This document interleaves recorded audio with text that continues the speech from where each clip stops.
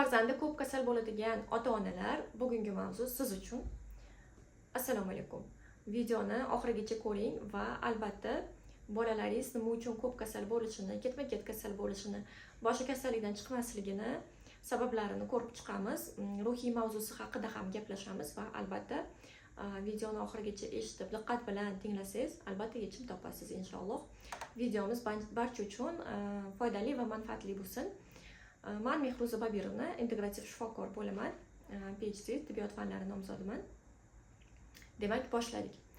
Nima uchun hozirgi kunda farzandlar bizni yoshligimizga qaraganda ko'p kasal bo'ladi? Buni bir nechta sabablari bor.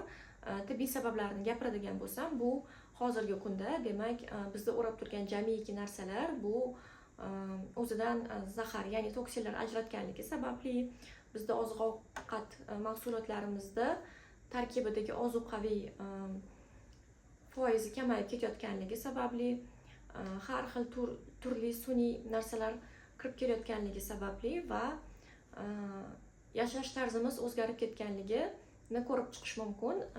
Psixologik nuqtai nazaridan bo'lsa, bu onalar odatda qanaqa bo'ladi? Ijtimoiy hayotda faol yashashgan bo'ladi, o'qigan bo'ladi, ishlagan bo'ladi, keyin turmushga chiqadi, homilador bo'ladi va farzandini dunyoga keltirgandan keyin uyda demak bola parvarishi bilan dekret ta'tilida o'tiradi. Mana shu payt sizda qanaqadir miyangizdagi o'ylovlar kamayadi va asosiy diqqatingiz bu bola bo'lib qoladi. Bitta aksirsa ham qo'rqib qolasiz, xavotir olib, burni bitib qolsa ham, bitta yo'talsa ham, demak mana shunaqa xavotirdan boshlanadi. Bunga sabab yana ilmsizlik ham bo'ladi, chunki bizda hech qaysi na maktabda, na institutlarda demak bolani parvarishi haqida yoki-da unda bo'ladigan fiziologik jarayonlar haqida tushunchaga ega emasmiz va boshimizga tushgandan keyin ko'rishni boshlaymiz bu narsalarni. Demak, ushbu vaziyatda nima qilish kerak bo'ladi? Agar siz farzandingizni dunyoga keltirgan bo'lsangiz, birinchi o'rinda uni imkon qadar ona sutida katta qilish kerak. Agar qaysidir sabablarga ko'ra u radomda o'zidayoq qo'shimchaga o'tkazilgan bo'lsa, 2-3 oy o'tib ketgan bo'lsa ham siz ona sutiga qaytarishingiz mumkin. Buni iloji bor. Demak, bunda bolaga sutingiz kelmasa ham o'sha ko'kragida taklif qilish kerak bo'ladi. Bola ko'kragidan sut tortib olish uchun juda ham ko'p kuch sarflash kerak bo'ladi. Shu sababli u ona sutidan voz kechib, butilkadan tortib olish unga osonroq bo'lganligi uchun, demak, o'sha sun'iy smeslarga o'tib ketadi. Keyingisi, agar bolangiz o'sha qo'shimcha ovqatlarga kirgan bo'lsa, unga hech qachon har xil magazindagi tez tayyor bo'ladigan kashalarni xarid qilmasligingizni tavsiya beraman.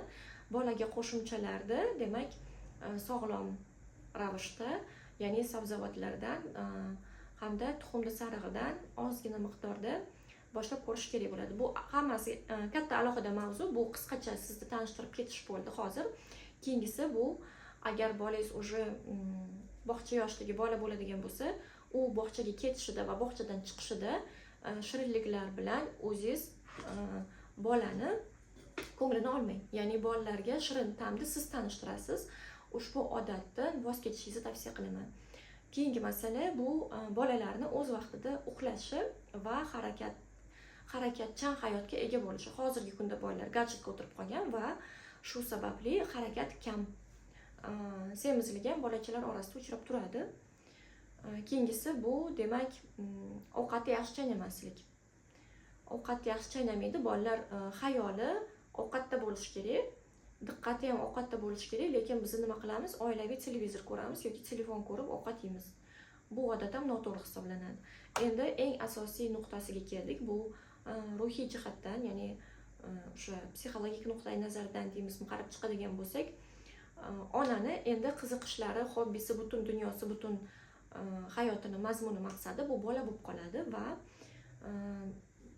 kichik bir qanaqadir boladagi o'zgarish ham ona uchun qo'rqinchli tuyulishi boshlaydi. Mana shu joyda siz asta-sekin bola parvarishi bilan bir qatorda o'zingizni ancha chetga surib qo'ygan qiziqishlaringiz, hobbilaringiz yoki-da ancha vaqtdan beri ortga surib yurgan rejalaringizni asta-sekin amalga oshishiga kirishsangiz bo'ladi.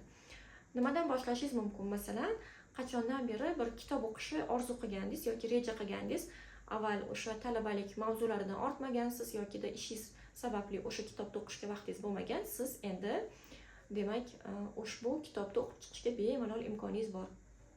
Keyingisi bu har tongda ertalab shukronalik bilan boshlash. Har kuni uyg'onishingiz bilan mana shu kun uchun 10 ta nima narsalarga shukr qilishingiz mumkinligini ro'yxatini yozib chiqish kerak. Albatta buni qo'lda, telefonda emas, qo'lda ruchka daftar bilan bitta bir chiroyli bloknotni olgan holda yozishni taklif qilaman. Bu usuldan o'zim ham foydalanganman va agar siz buni 3 oy to'xtovsiz yozadigan bo'lsangiz, albatta ijobiy natijalarini butun hayotingiz davomida ko'rishingiz mumkin. Ya'ni nafaqat bolangizni sog'lomlashishidan tashqari munosabatlaringizda, demak, to'kin sochinlikda, ro'zg'orda, atrof muhitda, sizni o'rab turgan hamma narsalarda buni ko'rishingiz mumkin bo'ladi.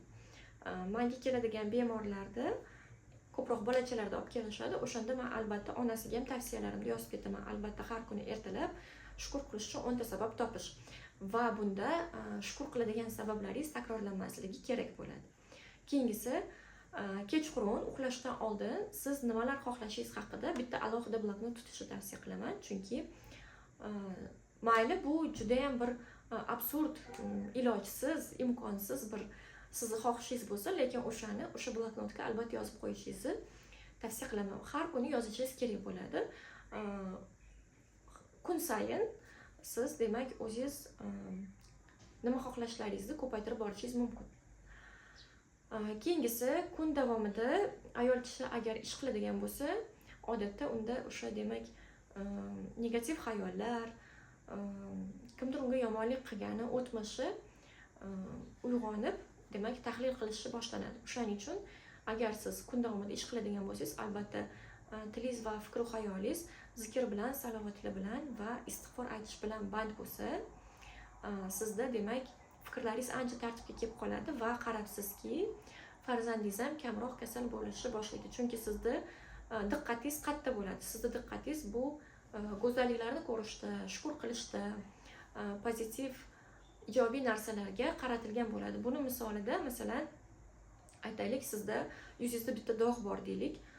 O'sha dog'ga har doim sizni kipriklaringiz uzunligini hisobga olmasdan, qoshlaringizni shakli chiroyliligini hisobga olmasdan, Alloh sizga tabiiy go'zallik berganini hisobga olmasdan, faqat o'sha yuzingizdagi dog'ga har kuni qarab xafa bo'ladigan bo'lsangiz, o'sha dog' bilinadigan bo'lib ketadi. Keyin atrofdagilaringiz ham aytishi mumkin, yuzingda shunaqa dog'ing bor ekan deb.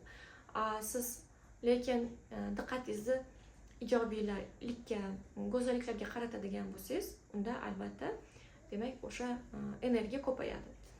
Bu siz uchun juda ham bir g'alati tuyuladigan mavzu bo'lishi mumkin. Kim uchundir yangilik emas, doim eshitib yurgan va ko'rib bilib yurgan, lekin amal qilmagan mavzusi bo'lishi mumkin. Mana bugun siz hayotingizni boshqatdan boshlab, boshqacha yashab ko'rish imkoningiz bor. Bunda nafaqat farzandingizning kasalliklari, balki o'zingizda yokida yaqin atrofdagi insonlarni surunkali kasalligi bo'lsa ham, bu ijobiy ta'sir qiladigan